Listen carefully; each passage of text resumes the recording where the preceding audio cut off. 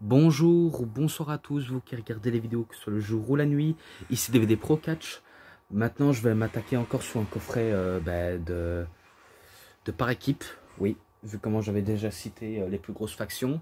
Maintenant, Allied Powers, The World Gladys Tag Teams. Donc oui, maintenant je vais citer sous ce coffret, vu comment là que je venais de finir le coffret. Exactement. Et là, on voit DX, Shawn Michaels, Triple H, Edge et Christian, les Freebirds, le Miz et Morrison, The Brainbusters et les Hardy Boys. Et bien sûr, il est en français. Et en gros, si on visionne tout le long, 9h02 quand même. Donc, je vais quand même commencer à faire cette review. Tout d'abord, je sais que la vidéo que j'ai fait pas de review, petit coup de gueule, m'avait un peu quand même frustré. Je vous le cache pas, hier ça m'a vraiment beaucoup frustré. Alors que j'étais en train de donner raison à certains. Et que j'ai vu la plupart des retours. Surtout Cédric, son père, All Wrestling International. Bon après, Neri Sane n'a pas non plus trop réagi, vu comment il disait que j'étais en colère et que je devais arrêter de dire des grossièretés, sinon je me ferais bannir de YouTube. Ça c'est un peu vrai, si jamais je vais trop loin, c'est sûr je me fais bannir. Et surtout, je crois qu'il y a un nouveau abonné qui se fait appeler Romain Glaze, je crois que c'est ça, qui m'a, on va dire, aussi dit des bons compliments. Mais ça va, il m'a pas si énervé que ça. Mais en tout cas, je te remercie quand même d'avoir intervenu et de m'avoir compris. Car c'est vrai, quand j'explique des choses et qu'on ne les retient pas à la lettre, c'est un peu pour ça que je suis un peu rancunier. Je ne suis pas un méchant type. C'est juste que je veux vous montrer que faut pas, on va dire, déconner. Ce que je dis, je le sais. Et point barre.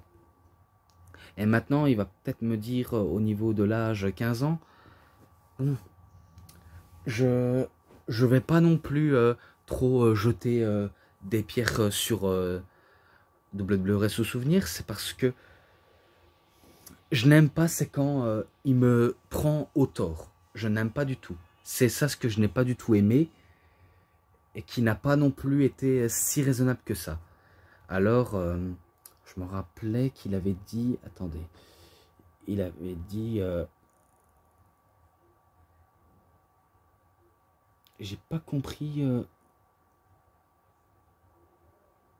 Là, il avait dit, je suis d'accord avec toi, mais merci, tu me fais de la pub. Non, pas du tout, je te fais pas de la pub. C'est juste que j'ai fait cette vidéo par frustration et que je voulais que tu te taises, tout simplement. Car tu m'as vraiment beaucoup énervé. Et après, tu dis que je t'ai énervé. Le cas contraire, c'est toi qui m'as plutôt énervé et que tu m'as beaucoup déçu. Alors que vu comment je t'ai expliqué clairement lors de... Je crois que c'était la review de The Raw Beginning, que j'avais déjà dit ça. Eh ben, tu m'as vraiment pris pour un gland. Et ça, je n'ai pas apprécié. Je n'aime pas qu'on prend les gens pour des imbéciles. J'ai été honnête. Certes, j'étais un petit peu sévère, mais j'ai été honnête. Et que, voilà, quand tu as tort, tu as tort.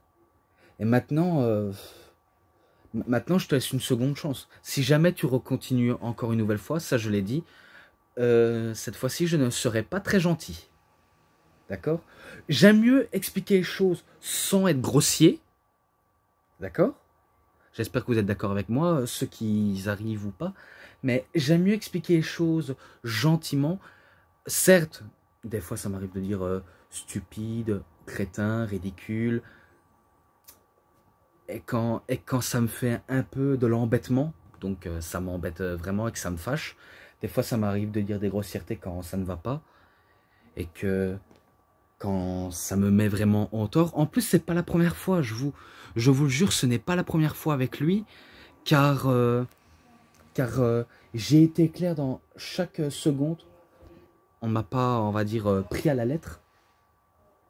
Et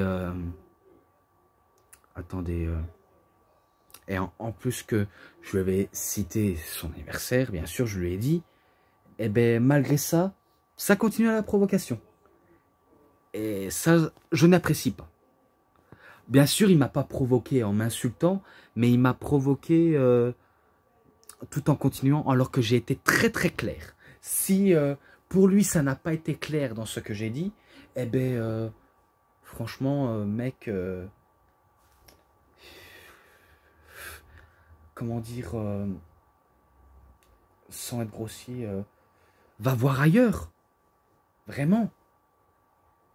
Parce que j'ai été clair, j'ai été sympa, j'ai été tellement gentil, beaucoup trop gentil. Et je crois que c'est un petit peu ma petite faiblesse. C'est quand je suis trop gentil qu'on profite de ma sympathie. Mais là, ça va. Quand il y a des nouveaux, c'est sûr que je suis respectable. Mais quand il y a des gens qui ne comprennent rien à tout ça, je suis obligé de dire une fois en expliquant clairement. Mais quand c'est plusieurs fois, c'est sûr, ça me gave. Vraiment. Mais bon, au moins vous avez compris.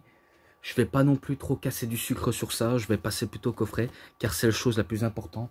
Et je ne vais pas faire une vidéo coup de gueule une nouvelle fois. Voilà, si vous permettez. Mais en tout cas, je remercie quand même ceux qui m'ont compris. Et qui sont quand même plus intelligents. Donc les Demolition, les Bulldogs, Legend of Doom. Et là, j'arrive pas à voir. Pas grave. Donc les frères Funk. Encore les Brainbusters. Edge et Christian.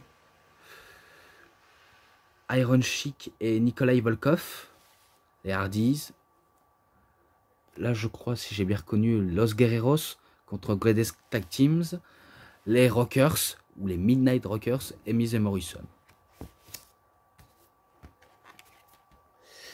Ben, en tout cas, c'est vraiment magnifique. Même les DVD, ça fait façon cinéma. C'est vraiment joli, en tout cas. Esthétiquement, c'est un des très beaux coffrets. Et là, encore les Rockers avec les Brainbusters. The World Greatest Tag Teams avec les Los Guerreros. Rated RKO. Et je vous rassure, avant que je commence, je ne suis pas en train de faire du buzz pour ça. Et non, je fais pas de la pub pour quelqu'un, parce que déjà, qui irait faire de la pub pour quelqu'un qui n'a pas de vidéo? C'est... ça n'a aucun sens. Ça n'a vraiment aucun sens. Parce que si tu aurais fait des vidéos, là, j'aurais compris. Mais là, non, pas du tout. Là, c'est pas du tout de la pub.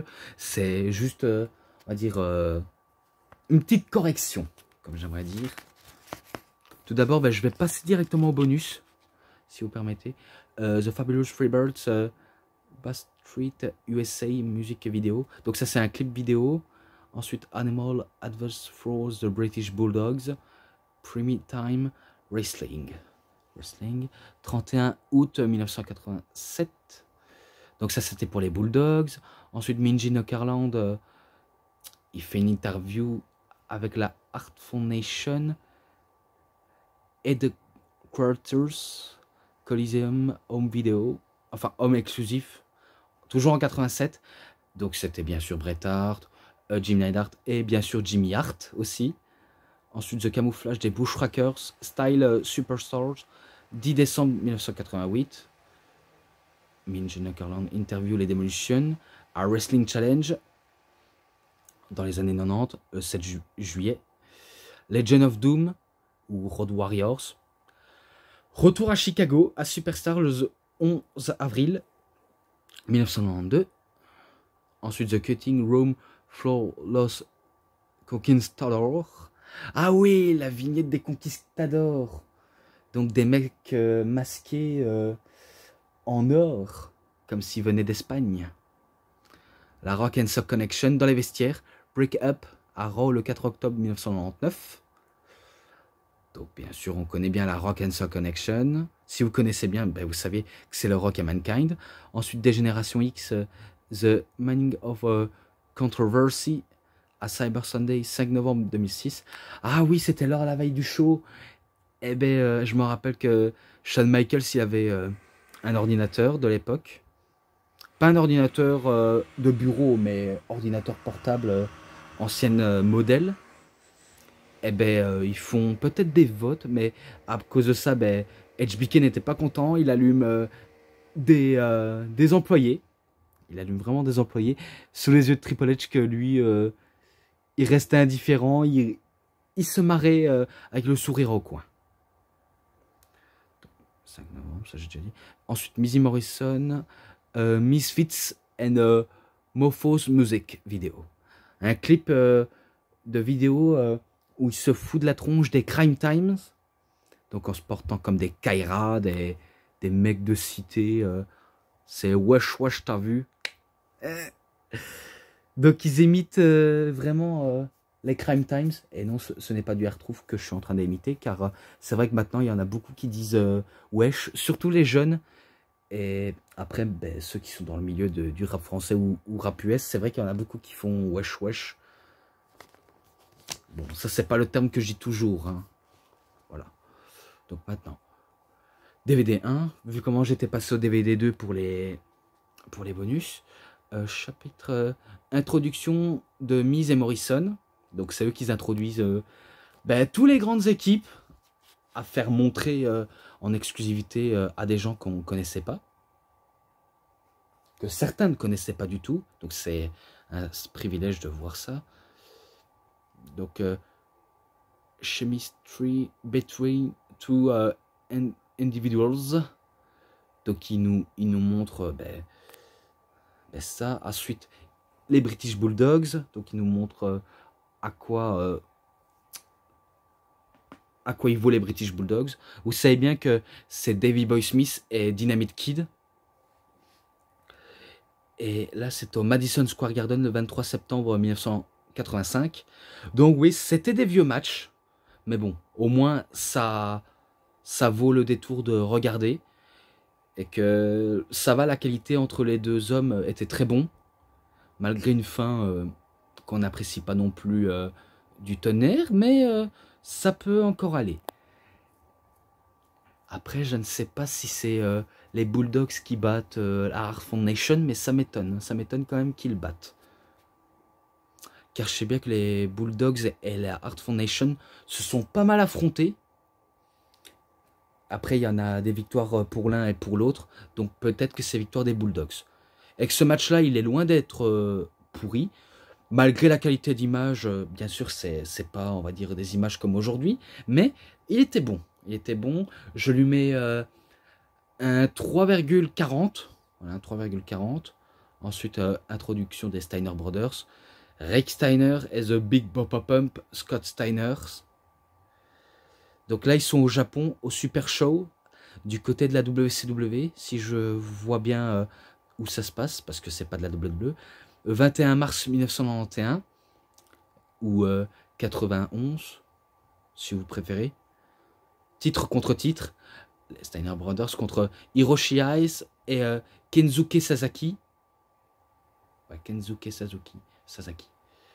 Alors, Hiroshi Hayes, si je crois bien, c'est un japonais qui a les cheveux blonds. Un peu comme un rakai japonais. Mais maintenant, heureusement que cette coupe horrible n'existe plus chez les rakai. Car maintenant, il y a beaucoup plus de rakai qui sont des cheveux multicolorés. Ça dépend, est-ce qu'ils sont bruns, noirs?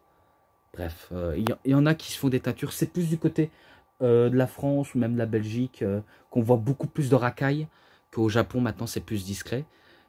Et que là, ils nous affrontent les Steiner Brothers chez eux. Et que les Steiner Brothers, c'est sûr, ils sont passés partout où ils sont allés. Ils ont vraiment fait le tour du monde. Et honnêtement, ben, c'était un match brutal. En connaissant les catcheurs japonais, c'est sûr qu'il y aura de la brutalité. Et si je pense bien, ce sont Steiner Brothers qui bat Hiroshi Hase et Kensuke Sasaki. Avec, si je crois bien, Scott qui prend son adversaire sous les épaules. Pas en Fireman's Carry, hein, comme s'ils étaient à la piscine. Et Rick qui fait un bulldog de la 3e corde. Voilà, donc c'est victoire des Steiner Brothers. Ce match-là, 3,50. J'ai vraiment adoré ce match. Ensuite, Darred Devils. The Outstanding Aerial Achievement be Tag Teams. Donc ça parle de tout être tag team. Et bien sûr, c'est Miz et Morrison qui en parlent. Et que je crois qu'ils n'arrêtent pas de s'amuser en disant ils sont jaloux. Enfin, il y en a beaucoup qui sont jaloux de eux. Parce que ce sont des équipes talentueuses. C'est vrai que Miz et Morrison, ce sont une équipe talentueuse. Mais ils n'ont rien à envier aux légendaires. Donc à Houston, Texas. 9 octobre 1987. Two of the Three Falls. 2 au meilleur des 3 manches pour le championnat par équipe. The Killer Bees contre le Demolition. Alors là, c'est vraiment simple. Hein. Pour moi, c'est totalement simple. Il y a les Killer Bees qui remportent un premier point. Ensuite, les Demolition également. Et quand je vois Houston au Texas, c'est sûrement une tournée pour la WWE ou autre pay-per-view et compagnie qu'ils ont été. Mais c'est victoire des Demolition qui battent les Killer Bees. Et le match, un petit peu moyen, mais ça peut aller. Donc ce match-là, 3,20. Voilà. Ensuite, les Hardy Boys au King of the Ring, 27 juin 1999. Match pour être le challenger numéro 1 au titre poids lourd, je crois. Donc ils affrontent Edge et Christian.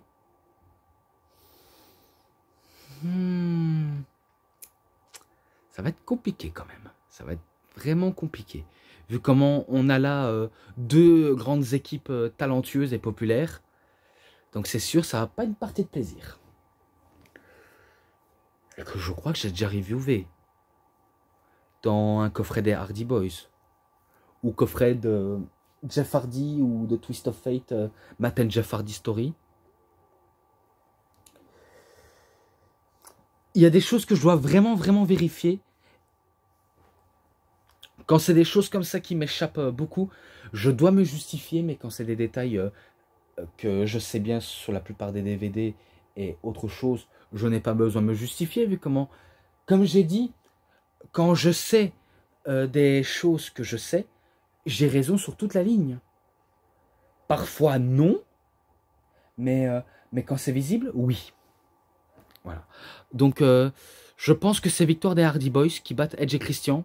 Et que c'est tellement rare qu'ils battent Edge et Christian ou les Hardy Boys. Mais voilà. Et même les Dudleys aussi. Donc je compare les 2 ou 3 équipes qui a battu l'un et l'autre. Mais autrement, c'est tellement rare. Ce match-là, allez, 3,60. Si je ne l'ai pas noté en tout cas, bon, je vais vérifier, je vous le promets. Ensuite, check Magnets of the 80s. L'aimant à poulettes des années 80. Je crois qu'il fait référence à lui ou Freebirds. Car d'ailleurs... c'est pas sûr, mais je pense qu'il compare aux Freebirds. Bon, vous avez bien compris les fabuleuses Freebirds. Donc un World Class Championship Wrestling, WCCW. Donc c'est pas la WWE, c'est la Fédération d'Evon Eric. En octobre 1983, donc il n'y a pas de date, mais voilà. Et c'était un match Country Whipping Tag Team Match. Donc un match où les 2 équipes, ils ont tous une ceinture chacun à la main pour fouetter son adversaire. Entre les Kerry Von Erich et Kevin Von Erich, donc les frères Von Erich. Eh ben, je me rappelle que ça fouettait partout. Hein. Ça partait vraiment en couille entre les Von Erich et les Freebirds. Vu comment ils sont ennemis sous le ring. Mais après, je sais pas s'ils sont amis dans la vraie vie. Mais bon, j'ai pas envie de casser le kayfabe. Vu comment je peux pas savoir. Et qu'on peut dire ce sont de sacrés adversaires. Et quand je vois, attendez, quand je vois l'étendue de ce match, c'est sûr, c'est pas une partie de plaisir. Et, euh, et comment dire, je crois qu'il n'y a pas, y a pas de vainqueur de Freebirds. Je pense, hein. À moins que je me trompe, hein. Mais je crois que c'est victoire des Von Erich. Vu comment ça se fouettait partout, alors l'arbitre décidait de mettre fin à ce match. Mais ça partait vraiment en boule, hein.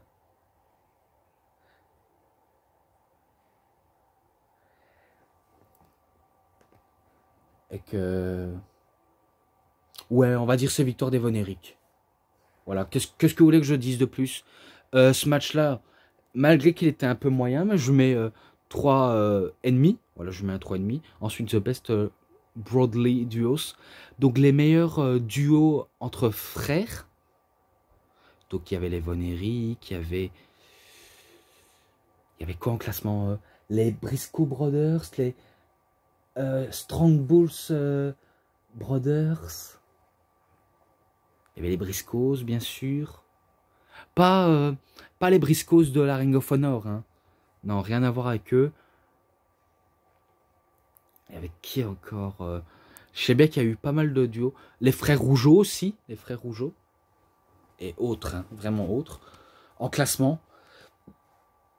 Donc, Championship Wrestling from Florida. Donc, match championnat. Enfin, championnat de catch en Floride. Entre les Funks et les Briscoes Brothers. Alors là, ça va être rapide, vu comment ça vient d'une ancienne fédération et que on n'a pas non plus le temps de tout visualiser. Mais si je crois bien, c'est victoire des Briscoes. J'ai vu que c'était victoire des Briscoes. Le match était très court, mais je mets 3,20. Voilà. Ensuite, Harlem Heat, donc équipe composée de Stevie Ray et Booker T, contre les Steiner Brothers, à Hog Wild, 17 août 1996, j'allais dire 86, non c'est bien en 96, ou 96 si vous préférez, pour le championnat par équipe de la WCW. Et si j'ai bien vu, les Harlem Heat étaient accompagnés avec Sensationnel Sherry, Martel, et le colonel, je ne sais plus comment il s'appelle, et les Steiner Brothers. Je ne sais plus avec qui ils étaient accompagnés, mais je sais bien que ils nous font le spectacle. Et que les Harlem Heat n'étaient pas les plus favoris dans ce match. Car c'était les Steiners. Vu comment c'est eux, l'équipe la plus technique et puissante. Et entre les Harlem Heat, on va dire c'est l'équipe la plus chaude du moment à cette époque-là. Et comment dire vous savez bien que dans les Hog Wild ou World Wild, donc en gros c'est des événements spéciaux pour bikers, donc que des motards, un gradin rempli de motards, et on entendait les moteurs, les klaxons, bref c'était fait, ce show-là était fait pour les bikers. Et je me rappelle qu'il y avait une petite erreur entre le camp de Harlem Heat. Le manager lançait de la poudre un de son poulain, mais sauf qu'il aurait dû viser un des frères Steiner. Je crois que c'était Scott Steiner qui s'est pris de la poudre dans la figure. Et du coup, ben, c'est victoire des Harlem Heat. C'est eux qui conservent ou qui restent champions par équipe. Bref, peu importe. Ce match-là, allez, il n'était pas si mauvais que ça. 3,40. Voilà. Ensuite, les Midnight Express. The Great American Bash, 10 juillet 1988. NWA United States Tag Team Championship match. Les Fantastics versus les Midnight Express.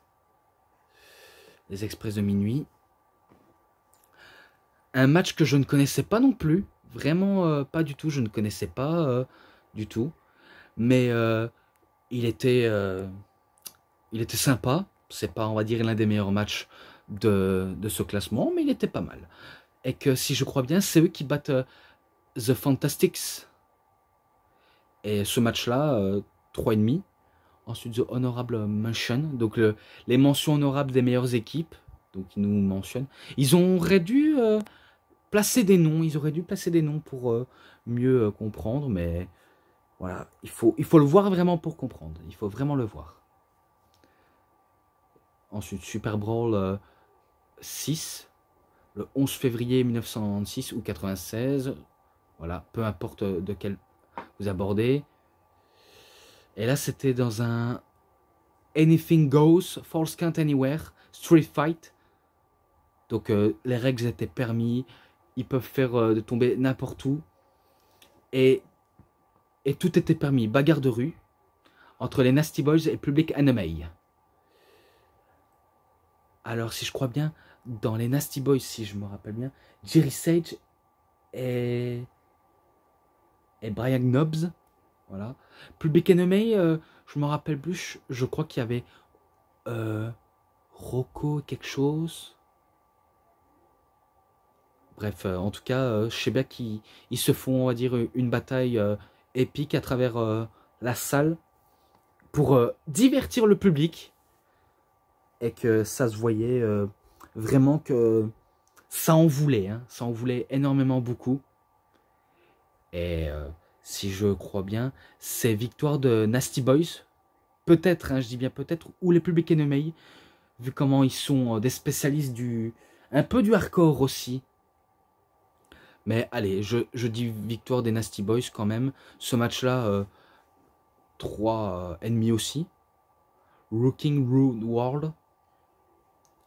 Donc ça parle des Rockers et des Brainbusters au Madison Square Garden, 18 mars 1989. C'est vrai qu'ils se sont battus beaucoup de fois, les Brainbusters et les Rockers. Car j'ai beaucoup cité et que c'est des équipes assez phénomènes, les Brainbusters. Donc oui, les briseurs de cerveau. Et les Rockers, ben, bien sûr, ce sont des sacrés rockers qui adorent le côté rock'n'roll. Et même faire, on va dire, des chansons de rock, même jusqu'à minuit. Vu comment ils sont un peu connus pour faire la fête jusqu'au bout de la nuit. Et détruire leur chambre d'hôtel. Donc ça a été leur dada. Et que malgré ces différents entre les deux équipes, il nous sort un bon match. Jusqu'à ce que, si j'ai pas compris, les Rockers s'enchaînaient très bien.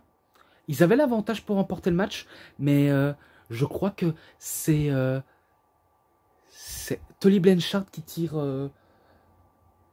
sur la jambe de l'arbitre à l'extérieur. Et du coup, l'arbitre n'apprécie pas du tout. Il décide de disqualifier les Brainbusters pour donner la victoire aux Rockers. Mais la bagarre ne se termine pas du tout. Vraiment pas. Et on va dire c'est victoire des Rockers.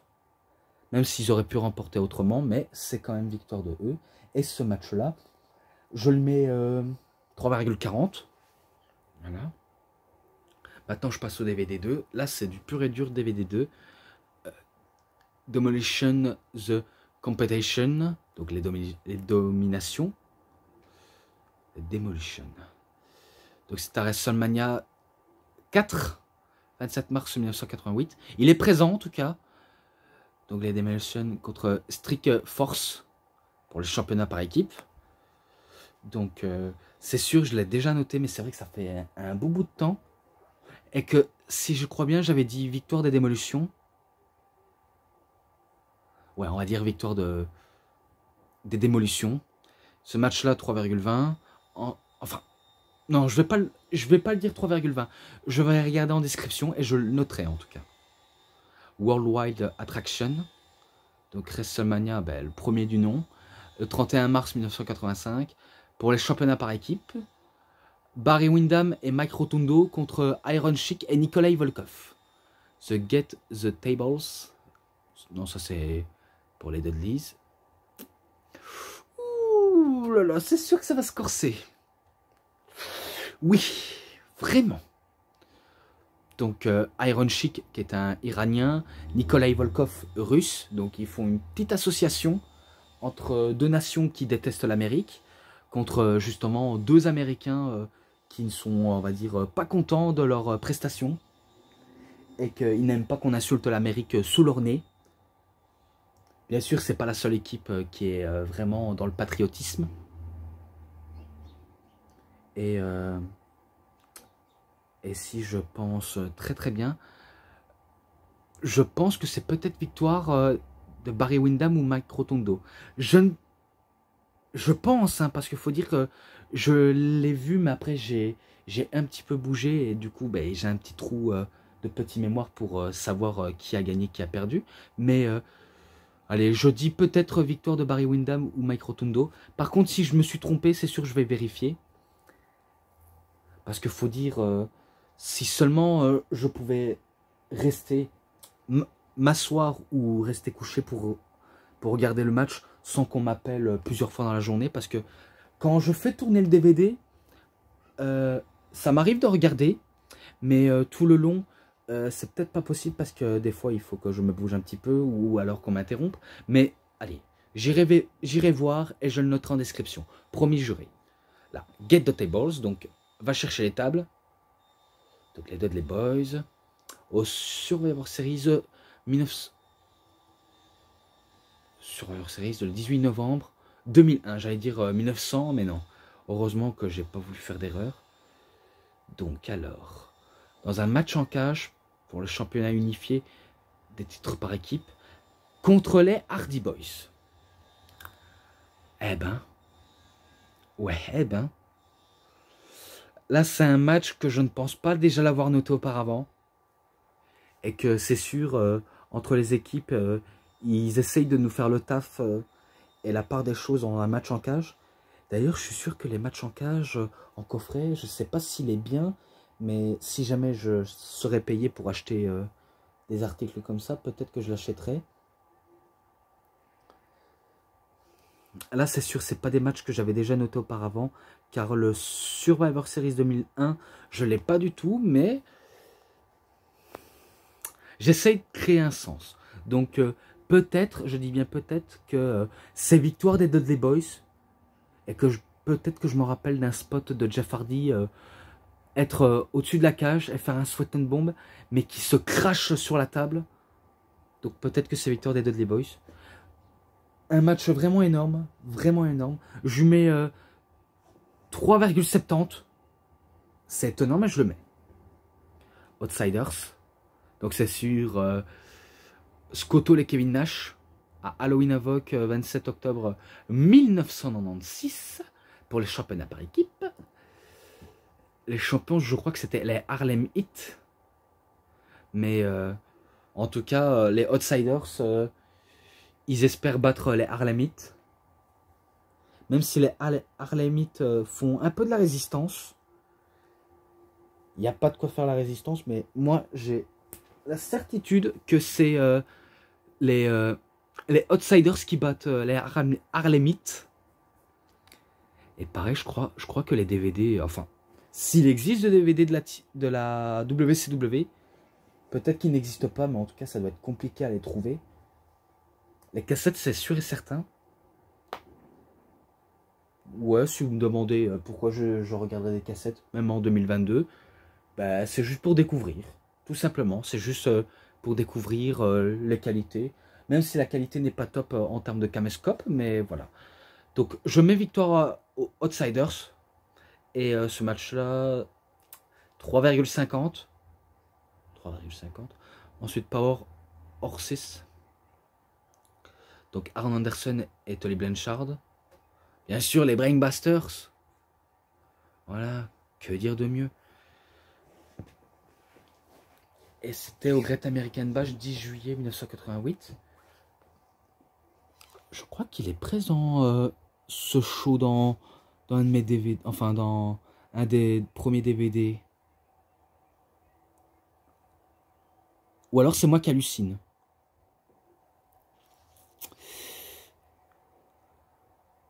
Non, peut-être que c'est une erreur de ma part. Mais bon. Match un petit peu bien.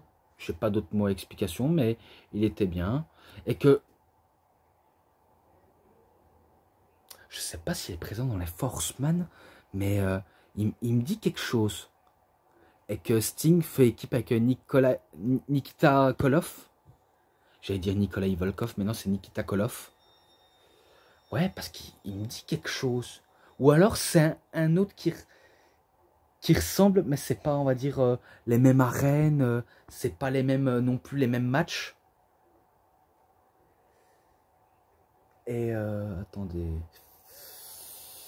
Je passe à la fin. Je crois que c'est Sting et Nikolai Volkov qui battent Arn Anderson. Mais que ils remportent les titres. Mais après, je sais pas pourquoi. Il y a une décision comme quoi Arn Anderson et Tully Blanchard restent, on va dire, entre guillemets champions. Et que Sting et Nikolai Volkov n'étaient pas d'accord et qu'ils veulent pas donner les ceintures vu comment ils l'ont mérité. Donc c'est un sacré coup de massue pour les deux hommes, mais ils ont quand même remporté la victoire et ça se termine là-dessus. Et ce match-là, si je ne l'ai pas noté ou si je l'ai noté, peu importe, de toute façon je vais le noter, je lui mets 3,40. Je sais pas dire mieux, mais je le mets. Ensuite, The Tribute The Classics, donc les hommages aux classics. Donc là, à la AWA All Stars Wrestlings en décembre 1972. Alors là, c'est vrai, ça c'est un vieux match entre Nick Bobwinkle et Ray Stevens versus Ray Bastians et Billy Robinson. Donc c'est sûr, c'est à l'ancienne, vraiment à l'ancienne, et que je vais pas non plus trop me rappeler ce qu'il y a eu dans le match, si ce n'est que c'est sûrement victoire de Nick Bobwinkle et Ray Stevens. Peut-être, hein, je dis bien peut-être, mais je lui mets 3,20. Ensuite, The Greatest Tag Teams of the 20th Century. 21e siècle, c'est sûr, et qu'il existe le coffret. Et que j'espère que je peux le trouver. Donc c'est sûr, il nous montre les catcheurs du 21e siècle. Hein. Donc il y a des classements que je ne saurais pas non plus trop vous dire, mais voilà. Je passe quand même. Donc le Miz et Morrison, c'est sûr, c'est eux la meilleure équipe des 21e siècle. Contre Rey Mysterio et Shawn Michaels à Raw le 17 novembre 2008. Là, c'est sûr, j'ai jamais noté. Et que c'est un des matchs les plus rares. Hein. Pourtant, c'est vrai qu'à l'époque, ça me dit peut-être quelque chose, mais j'ai un petit trou de la plupart des matchs parce que c'est vrai qu'il y a des matchs qui sont peut-être peu mémorables, je vous le cache pas, mais que là, ils affrontent justement Mysterio et Michaels. Je crois qu'en maillon faible, pour moi, c'est pas étonnant, c'est sûr que c'est Rey Mysterio. Même si à l'époque, il était à son apogée, mais il a énormément beaucoup perdu ses matchs entre-temps. Et maintenant, il perd son fils. Pas qu'il est mort, hein, pas du tout. Hein. C'est juste qu'il a rejoint Judgment Day. Maintenant, attends de voir que Judgment Day va devenir un clan mythique. Si c'est pas un clan mythique, bah alors c'est un clan qui est bon à être recyclé. Je sais pas dire autre chose, mais je pense que c'est victoire de Miz et Morrison. Voilà. Et ce match-là, 3,40. C'est pas le même niveau quand je note, mais 3,40 exactement. Ensuite, la Hart Foundation au Boston Garden 7 mars 1987 pour le championnat par équipe justement, et qu'ils affrontaient les frères Rougeau, donc Jacques et Raymond Rougeau. Que je crois que les Rougeau ont voulu essayer de battre Brett ou Jim Neidhart, mais ils trouvent toujours une solution, l'Art Foundation, quand ils sont en difficulté, et que je pense que je ne vais pas trop m'attarder dessus. C'est victoire de la Art Foundation sur les Rougeau, ou alors les deux ne voulaient pas perdre. Ça dépend, hein, mais je pense que c'est eux qui battent les Rougeau, même si la haine existait entre les Canadiens purs anglophones et les Canadiens francophones. Mais après, c'était de bonne guerre. Donc, ce match-là, allez, 3,50. 3,50. Maintenant, DVD 3. Je crois que je vais essayer d'aller plus vite. Ranking of the Most Awesome Donc Edge et Christian au SummerSlam 27 août 2000. Dans un match de TLC pour le championnat par équipe. Là, c'est sûr, je l'ai noté. Et qu'ils affrontaient les Hardy Boys et Dudley Boys. Là, c'est sûr, je l'ai noté. Et putain, ce match-là était énorme. C'est vraiment un des matchs par équipe que j'ai adoré. Même si c'est pas le même niveau que WrestleMania 17, mais voilà. Mais autrement, ça vaut le coup de visionner, comme leur match à WrestleMania 16 en 2000. On va dire ce sont 3 matchs références et que c'est toujours eux qui remportent les matchs. Donc il n'y a pas à dire, ils nous ont vraiment beaucoup trop gâtés. Et ils nous livrent beaucoup des batailles et que des chocs dans des tables, dans des échelles. C'est sûr, c'est pas de tout repos. Même Lita qui était venue et qui s'en est ramassé un spear de la part de Edge. Alors que on sait bien qu'à l'avenir, c'est eux deux qui vont finir ensemble. Et sans trop tarder, Edge ou Christian, il balance une échelle sur Jeff Hardy alors qu'il était suspendu au niveau décroché pour décrocher la ceinture. Et c'est les Edge et Christian qui remportent les titres. Donc c'est victoire de eux, ce match-là en description. Ensuite Rock'n'Roll Express. Donc à World Wild Wrestling, toujours à la NWA. 9 juillet 1985. Pour les championnats de la NWA en par équipe. Et ils affrontaient Ivan Koloff et Khrushchev. Donc l'équipe des Russes. Un match vraiment très long. Je vous dis, c'était vraiment long. Mais que j'ai l'impression que c'est les Rock'n'Roll Express qui battent après un long moment et pas mal de minutes face à Ivan et Khrushchev. Donc ce match-là, 3,40 honnêtement. Ensuite, You Dig Know, The New Age Outlaws. Donc ils font la fameuse catchphrase des New Age Outlaws. Donc c'était à Armageddon le 12 décembre 1999 pour les championnats par équipe. Et ils s'affrontaient la Rock and Sock Connection. Alors là, ça, je suppose que je dois pas me tromper, c'est les New Age Outlaws qui bat la Rock and Sock Connection, ou alors Rock et Sock Connection qui bat les Nouvel Âge Outlaws, les New Age Outlaws peut-être. Bref, je passe vu comment je le note en description pour les vainqueurs si j'ai un petit trou. Mais ce match-là aussi en description. Ensuite, The Blockbusters Tag Teams. Cyber Sunday 5 novembre 2006. Rated RKO. Edge et Randy Orton contre des Générations X, des X. Ça, j'ai déjà noté. Vraiment noté. Donc ça, je me rappelle vraiment bien. Et que c'était victoire de Rated RKO. Et que l'arbitre spécial, c'était Eric Bischoff. Et ben en tout cas, il était vraiment partial, Eric Bischoff. Il a laissé Edge et Randy Orton utiliser des chaises, alors qu'un arbitre normal aurait refusé. Mais il faut dire, ça fait partie du personnage de Eazy-E de Eric Bischoff. Ça fait vraiment partie de son personnage. Et du coup, il légitimise les heels plutôt que les face.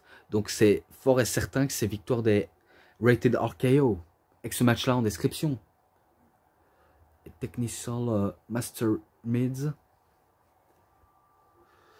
Donc à World Gladys Tag Teams. À SmackDown, 11 décembre 2003. Et ils affrontaient les Los Guerreros, Eddie et Chavo Guerrero. Alors il n'y avait pas d'enjeu. Il n'y avait vraiment pas d'enjeu. Et si je crois bien, après un long moment, les Guerreros ont voulu battre le World Gladys Tag Teams, ou Team Angles si vous préférez, vu comment ça fait une équipe de 3 et que ça fait Team Angles. Ben c'est... si je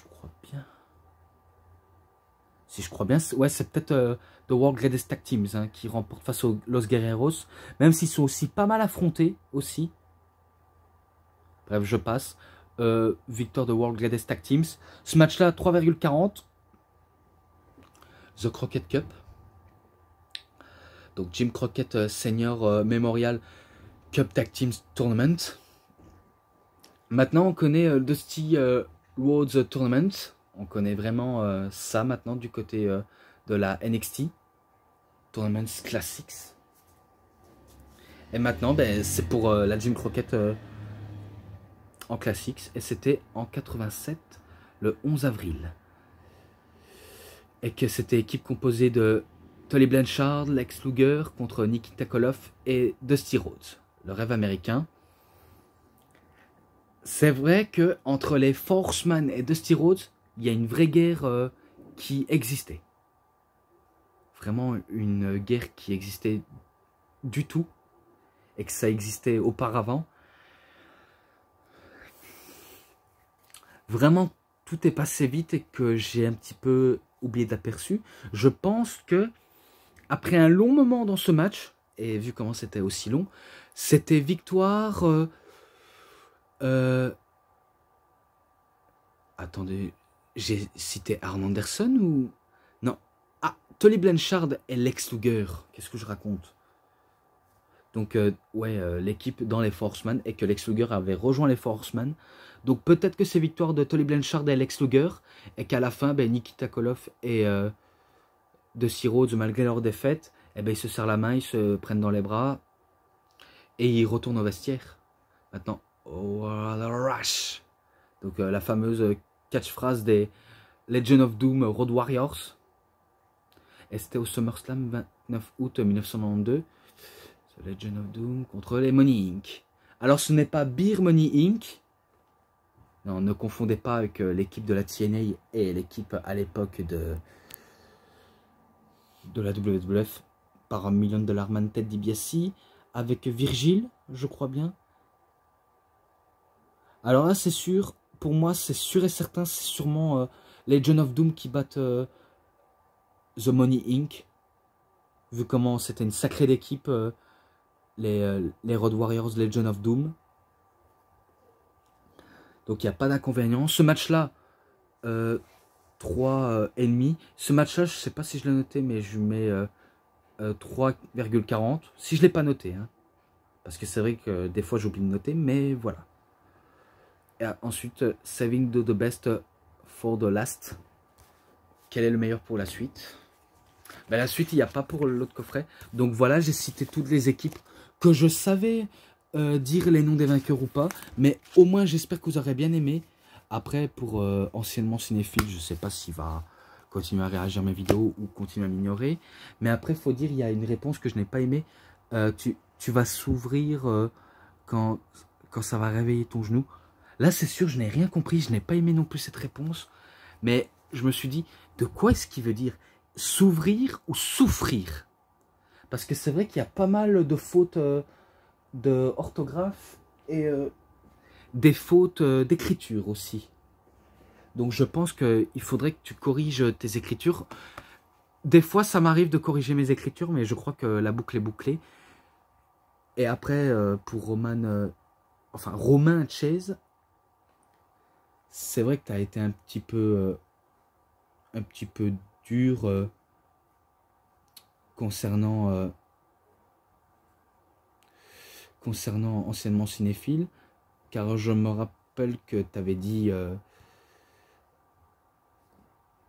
frérot, t'as tort, fais-toi petit, disparaît même.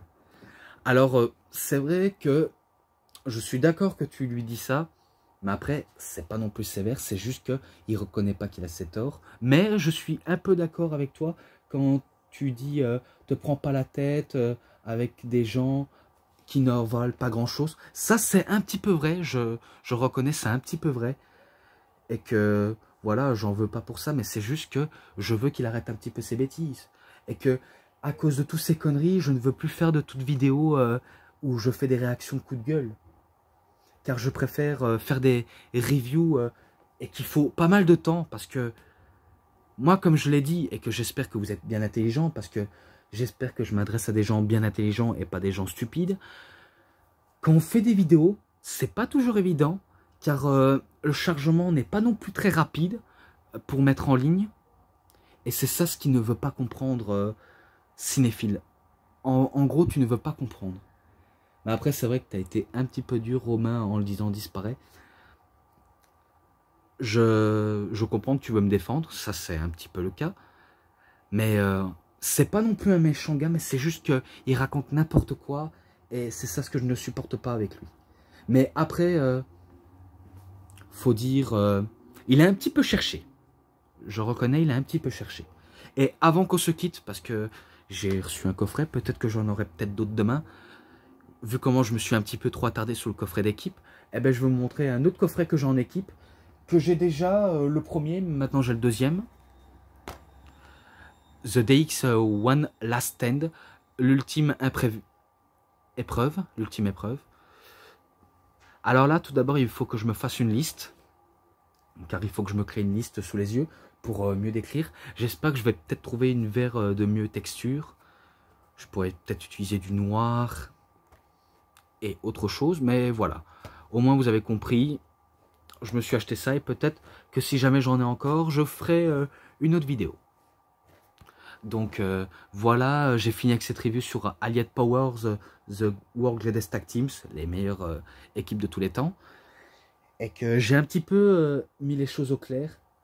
Et que j'espère que j'aurai pas d'autres embrouilles. Mais voilà. Donc si cette review et vidéo vous a plu, vous savez ce qu'il vous reste à faire. Likez la vidéo, commentez, partagez, abonnez-vous à ma chaîne, cliquez sur la petite cloche pour avoir plus de notifications des prochaines vidéos. Et moi je vous dis bonne journée, bonne soirée à tous. Au revoir tout le monde pour une prochaine vidéo. A plus les fans de catch.